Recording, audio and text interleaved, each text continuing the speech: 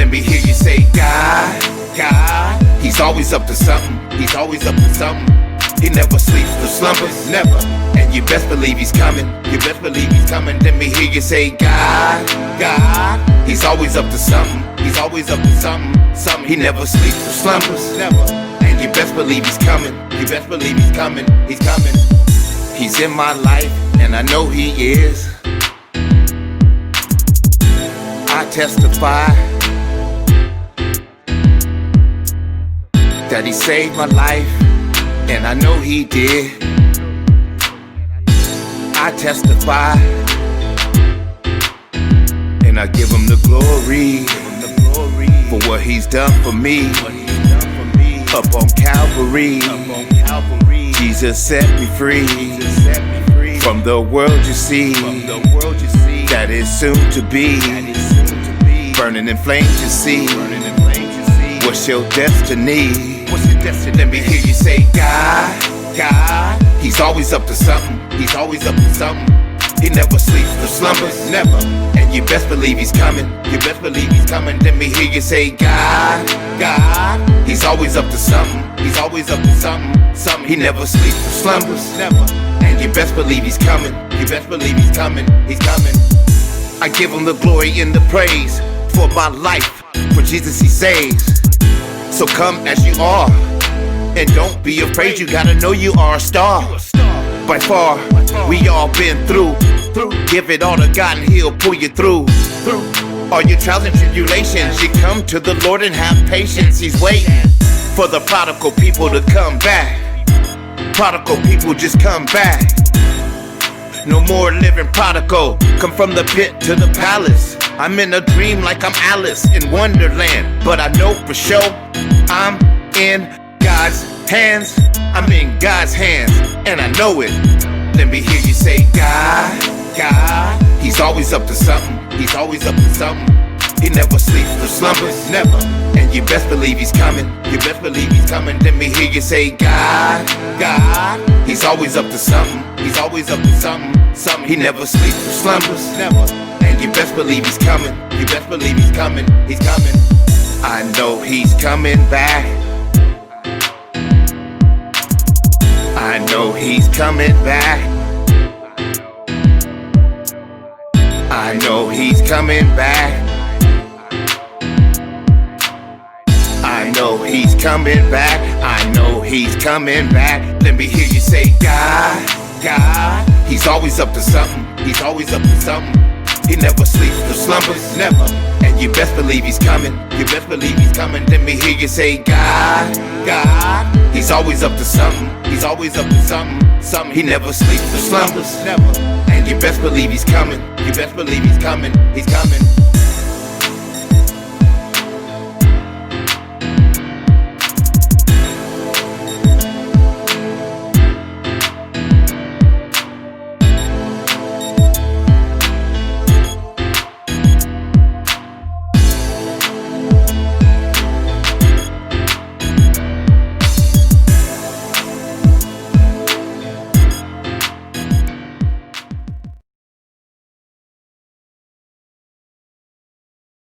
But they took care of us up until their addiction spiraled out of control, and we ended up homeless.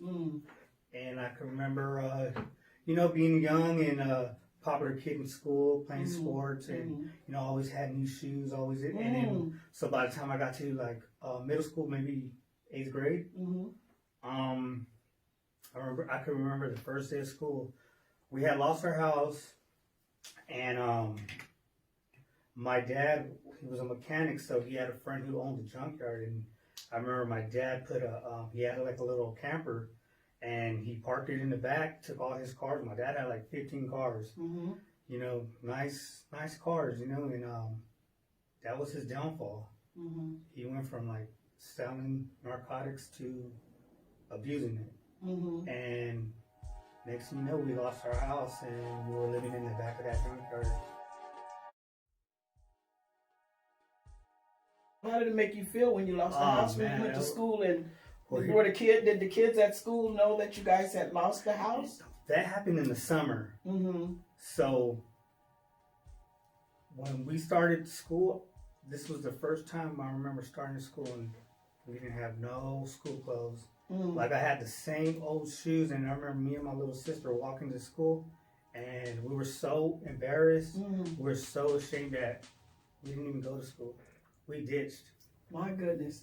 She was in 7th grade, I was in 8th grade, and I just remember being her like hugging and crying, just like ashamed, and just didn't even want to go to school just to face that. So it was a lot of emotional trauma. Oh man, it was horrible. Just thinking about it now, I'm getting a little choked up. Just That's like, all right. just it was bad.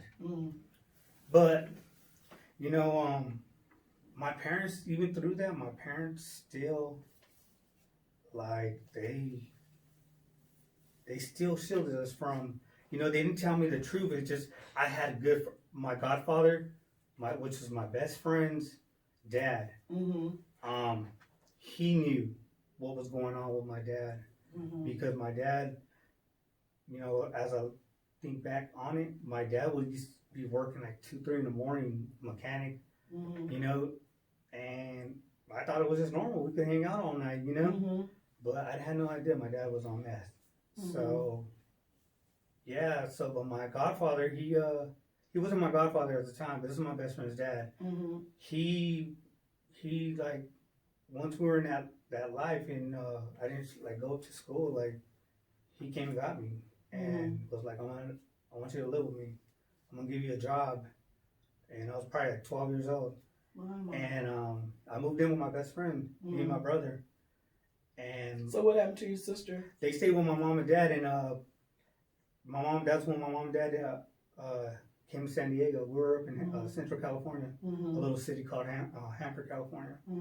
So it's a small town. So, you know, my dad was a well-known mechanic, and they packed up and they came to San Diego. My aunt had a condo out here, and that's where they came.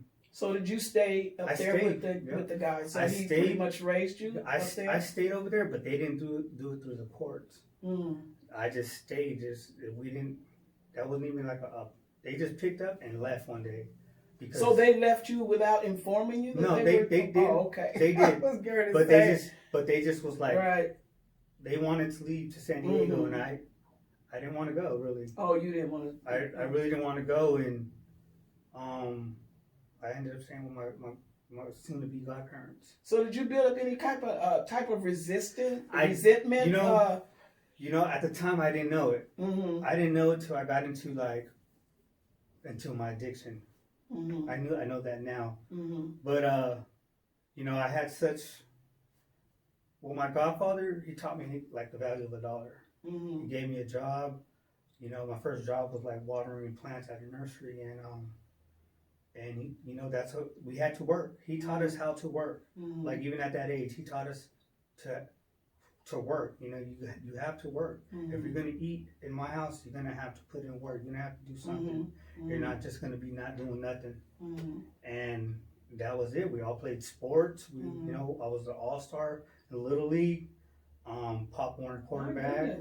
You know, I right when I got to high school, I could have like did something with sports, and I chose the gang life. You chose the gang life. Yeah. There we go. Yeah. Chose the gang life. So you were introduced to gang life in high school. Yeah. Can you think of why you felt like you needed that? Was it because because you did have family with your godfather, and usually they say that the reason why individuals get in gangs is because they are looking for to belong. So what happened there? What made you feel like you didn't belong, or that you didn't have a family that caused you to migrate toward that? So when I got to my godfather's, that was my first time I ever got.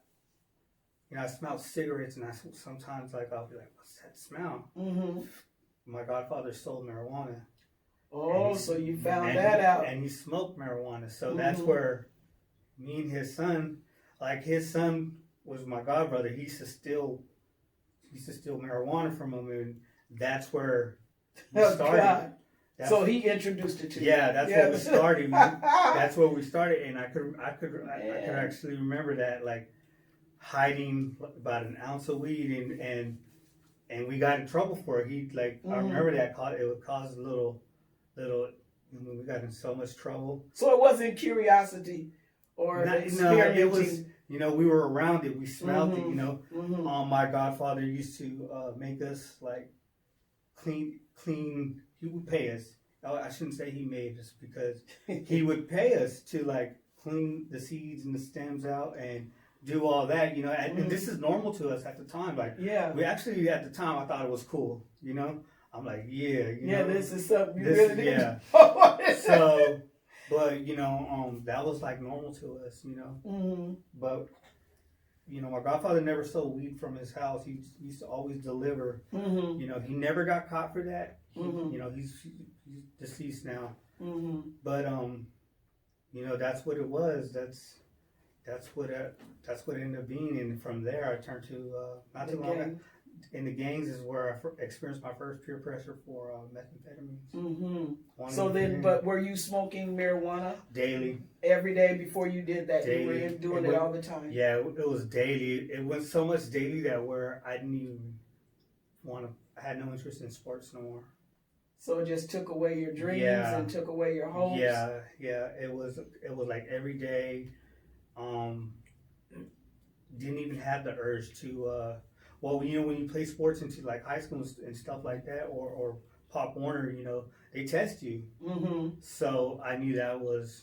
You knew you were gonna fail the test. Yeah, I knew that was a wrap. So you weren't like the ones that do nowadays, or you were aware that you can go buy some other type of product to clean your system out and then be ready in 48 hours or 24 hours. Or something. It was pretty much. It was pretty much. The way the gang life is in Central California, it's pretty bad. Yeah, it's pretty bad. By the time I was 15, I probably lost like four of my friends in junior high, just from wearing the wrong color. It was pretty bad. So that's what I turned to. That and not having my family around. I could just remember just wanting to hang with my buds all the time, and it was good for like 2 years. I was still in school, but then I started ditching. Started faltering and getting careless. Yeah, really. It was trying to be like part of the mix type thing, I just remember I started disobeying my godfather. I started disobeying my godfather, and I remember him, we started working on the dairy and milking baby cows, and I remember not wanting to go to work. Not wanting to do that. Nah. You'd rather separate the seeds from the weed, right? That was already off the table. That was off the table. I was already. Now I was trying to do my own thing. In the streets, I was already like, in my head, I was like, I could do this on my own.